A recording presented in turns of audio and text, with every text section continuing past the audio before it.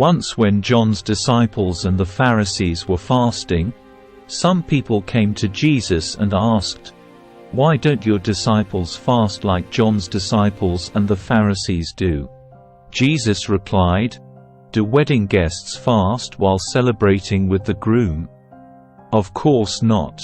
They can't fast while the groom is with them. But someday the groom will be taken away from them, and then they will fast. Besides, who would patch old clothing with new cloth? For the new patch would shrink and rip away from the old cloth, leaving an even bigger tear than before. And no one puts new wine into old wineskins. For the wine would burst the wineskins, and the wine and the skins would both be lost. New wine calls for new wineskins." One Sabbath day, as Jesus was walking through some grain fields, his disciples began breaking off heads of grain to eat.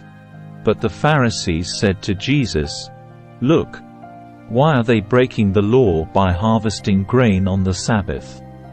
Jesus said to them, "Haven't you ever read in the Scriptures what David did when he and his companions were hungry? He went into the house of God, during the days when Abiathar was high priest, and broke the law by eating the sacred loaves of bread that only the priests are allowed to eat. He also gave some to his companions." Then Jesus said to them, "The Sabbath was made to meet the needs of people, and not people to meet the requirements of the Sabbath. So the Son of Man is Lord, even over the Sabbath." Jesus went into the synagogue again and noticed a man with a deformed hand. Since it was the Sabbath, Jesus' enemies watched him closely.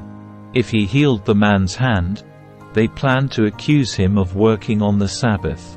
Jesus said to the man with the deformed hand, "Come and stand in front of everyone." Then he turned to his critics and asked, "Does the law permit good deeds on the Sabbath, or is it a day for doing evil? Is this a day to save life or to destroy it?"